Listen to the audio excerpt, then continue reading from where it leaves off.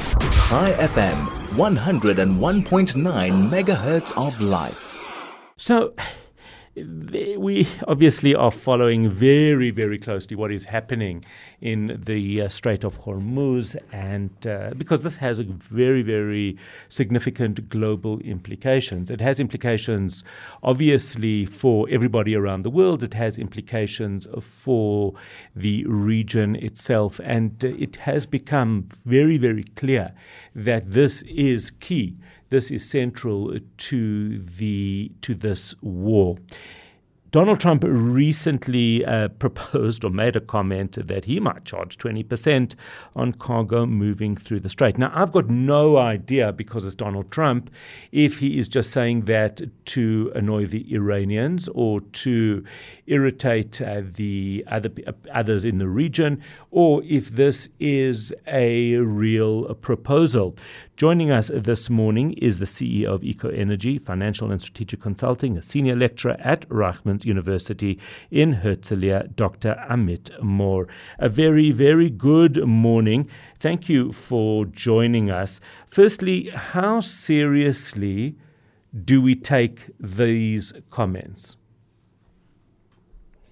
Good morning, Howard. Well, we need to wait and see.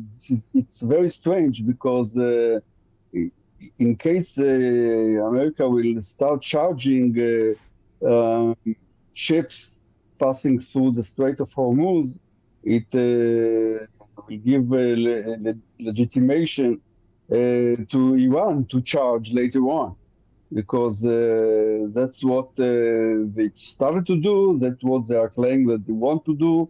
And of course, it's against any international law that provides freedom of shipping at straits in the world.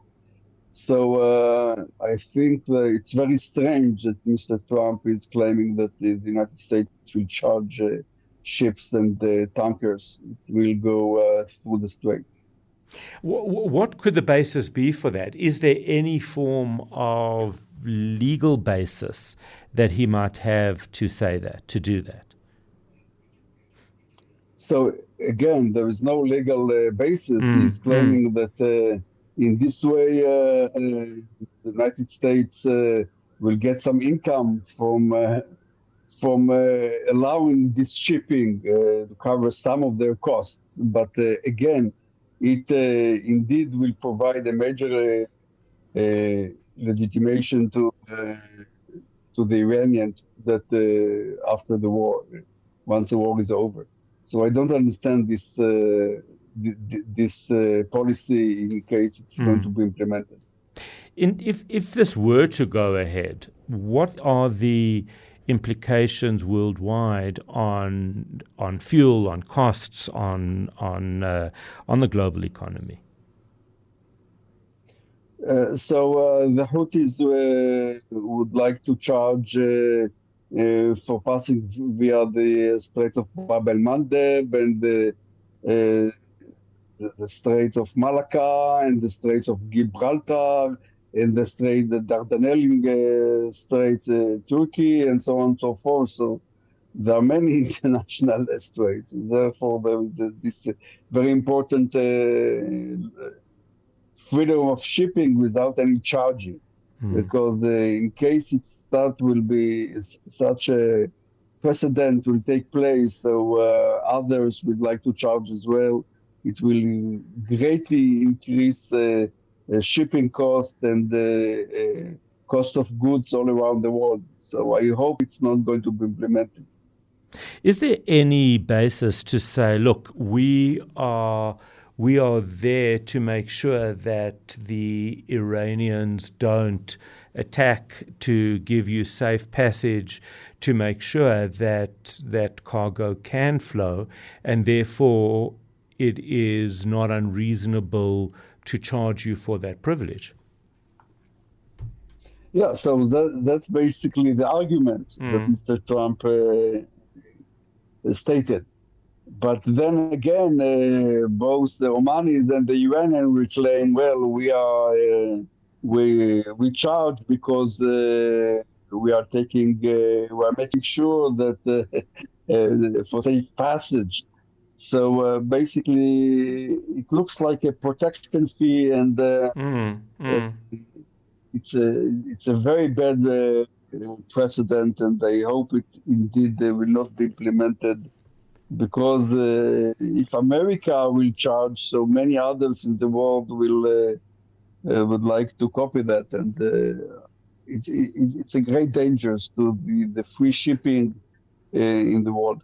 Yeah, it's obviously a very very scary consequence of this altercation. What do we know?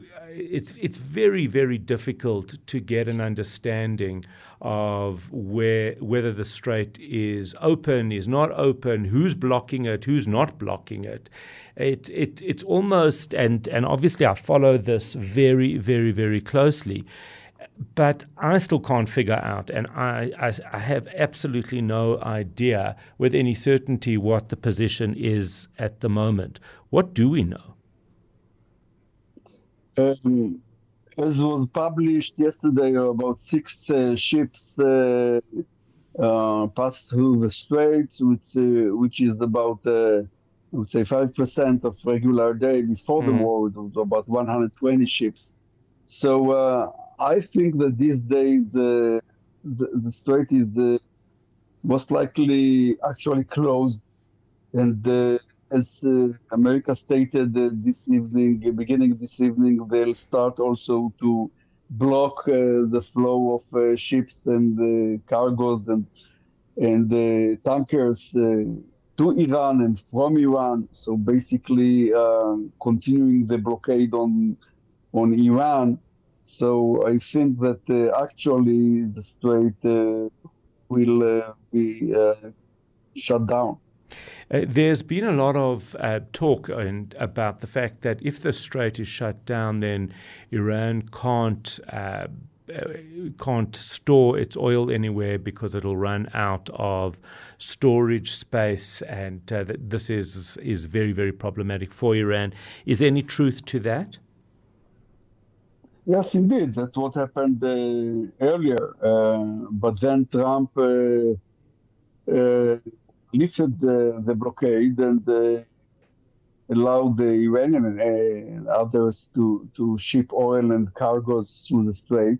And indeed, one needs patience because I believe that after a few months of blockade on Iranian uh, goods and oil export, that might provide America a major bargain, a major advantage in the negotiations with Iran, because the Iranian government of the controlled by the Revolutionary Guards needs the money, and it prevents them about $250 million a year, about 250 million dollars, sorry, a day of income.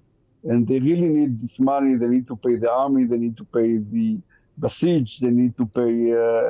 They have a lot of costs. The economy has collapsed already. Major problems: shortage of food, shortage Mm, of mm, water, of electricity, and so on and so forth. So, but one to reach such economic impact, Trump will need patience. It probably takes many months, and Trump is known as a man who doesn't have much patience. Uh, so let's wait and see. mm. Anyway, since last week, oil prices already increased by almost 20%, especially about 10% last since yesterday, once the blockade was announced and the collapse of the negotiations. And oil Brent crude is traded $85 per barrel. Uh, so if this the closure of the strait will continue, so we are expected to see higher energy prices. That is where we do need to leave it. Dr. Amit Mor, CEO of Eco Energy Financial and Strategic Consulting, and a senior lecturer at Rutgers University, talking about the Trump's comments or proposal that he will impose a 20% charge on cargo moving through the strait.